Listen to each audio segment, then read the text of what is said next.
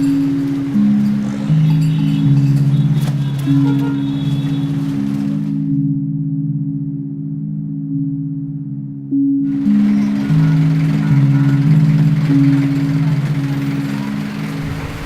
po si Carlo Nonay. Mas kilala din ako sa pangalang Kaloy dito sa Bagong Silang.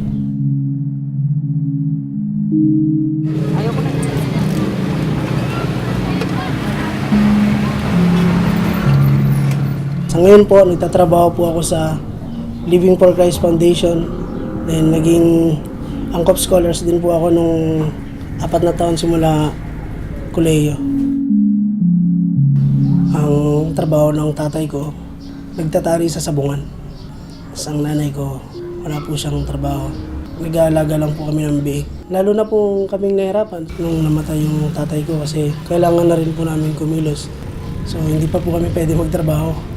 Hindi po namin alam kung ano po yung kaya naming itulong sa nanay ko para medyo gumaan-gaan yung buhay namin. Pumasok po kami sa illegal, yung nanay ko napilitan magpa-ending, magpa-wedding. May time na dito magbola ng wedding para meron kami pambaon sa pagpasok namin ng high school. Kailangan namin maglakad kasi kulang yung pamasahe namin. Ate ko, nakapagtrabaho po siya. Sa isip namin, kulang pa rin po kasi minsan hindi na kami nag-aalmusal. Pagtanghalian na lang para bawas po ng meal.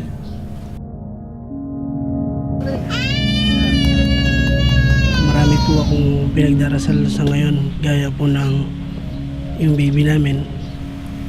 Kasi yung good health ng pamilya ko, lagi kong pinagdarasal yung good health ng nanay ko kasi galing po yan sa na mild stroke po kasi siya eh. Yung kapatid ko, yung kakambal ko kasi Bagong Silang po to. Yung safety niya, kaya mas madalas gabi siya umuwi. Mas kampante kaming naiiwan dito kasi hindi nakakatulog yung nanay ko pag hindi pa kami kumpleto.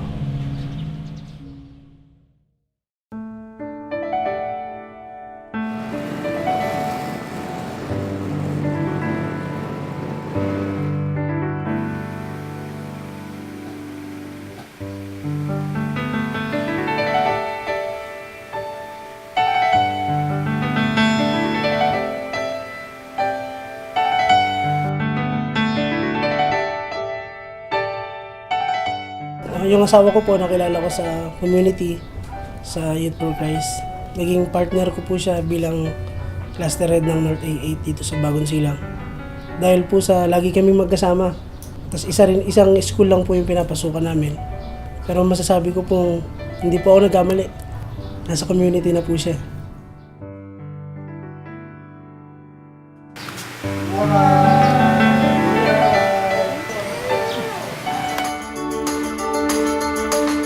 Para sa akin po, napaka-importante ng pag-aaral. Bata pa lang po ako. Tumatak na sa isip ko na huminto man ako ng pag-aaral ng high school. Basta pagdating ng mga ilang taon, mag-aaral ako ng college kasi malaki pong advantage para sa amin yun. Pinangako ko po sa sarili ko, may motto po kasi ako eh. Di bali na kung panganak ka ng mahirap, huwag ka lang mamatay ng mahirap kasi hindi ka nagsikap. Meron pong mga taong medyo sobra na yung blessing sa kanila. Kaya pinapamahagi po nila sa iba dahil alam po nilang mas marami silang matutulungan kung i-spread nila yung extrang pera nila sa ibang tao na nangangailangan ng tulong. Pag yung pamilyang yun, sinabihan mo, nagsisikap na sila kasi maraming sumusuporta sa kanila. Maraming tumutulong. Siguro po mas may bibigay nila kung ano yung pangangailangan ng mga maliliit na anak nila na hindi nila naibibigay. Siguro mag-uumpisa na rin po silang mangarap. Pag nakakita po ako ng mga bata sa kalsada na palaboy-laboy, na parang pinabayaan ng mga magulang nila, malungkot po yun para sa akin kasi yung mga magulang po, pinaghirapan po nila yung gawin. Tapos din palakihin, tapos ganun lang po yung gagawin nila. Kawawa yung bata kung ano po yung dapat na maranasan nila. Naglalaro, nagpapalit ng damit, nag-aaral. Dapat yun po yung mga benefits na natatanggap nila para sa magulang nila. Yung pangarap ko kasi po, gaya niyan, may asawa na po ako. Meron akong anak. Gusto ko pong pakita sa kanila na maging maayos yung buhay nila. Gusto ko rin maging ipalasap sa kanila yung mga hindi ko naranasan nung maliit pa ako.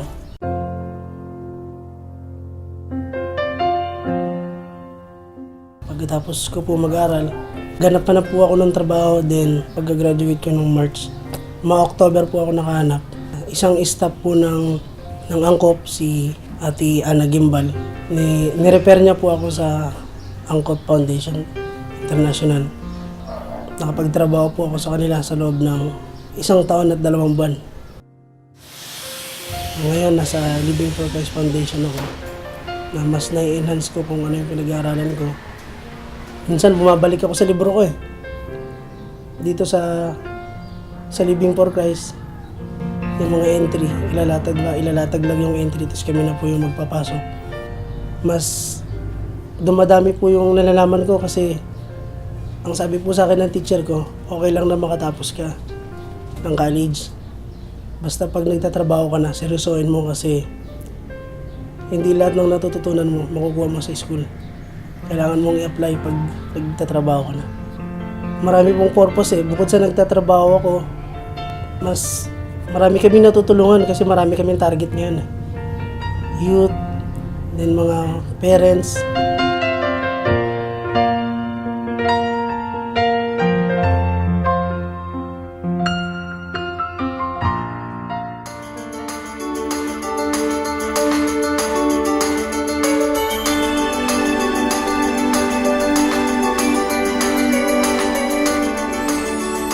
Ako, lagi kong naiisip pag naglalakad-lakad ako dito sa Bagong Silang.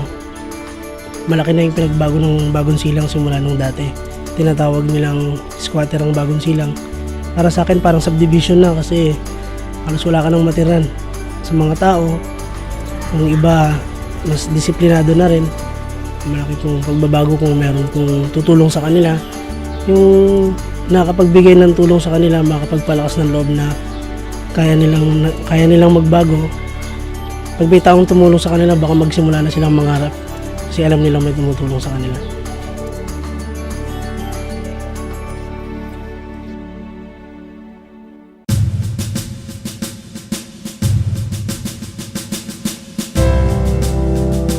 Ako nga po pala si Meran. Hi, I'm Julian Manalang. Ako po si Eva.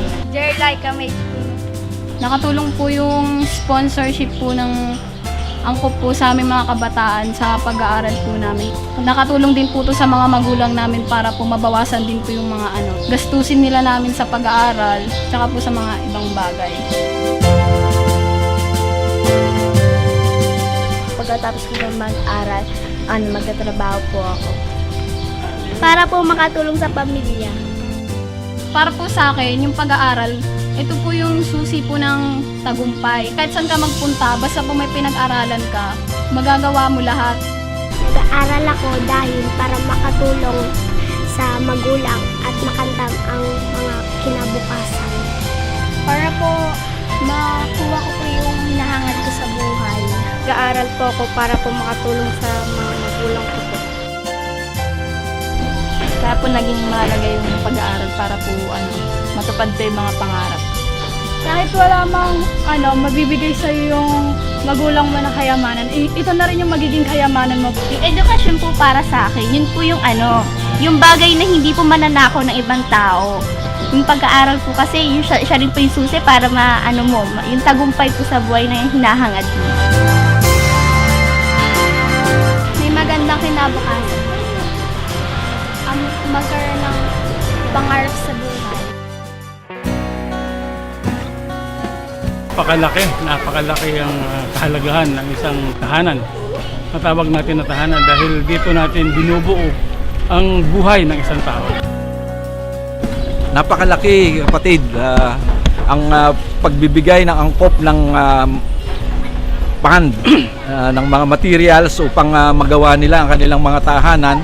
Hindi lamang yung istruktura ang gagawa dito o ang nabubuo, kundi yung bahay sa kanilang puso, sa kanilang kalooban na lalo silang napapalapit sa Diyos.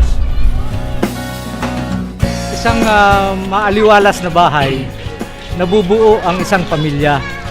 Nabubuo ang isang masaya at naging madasalin ang isang pamilya.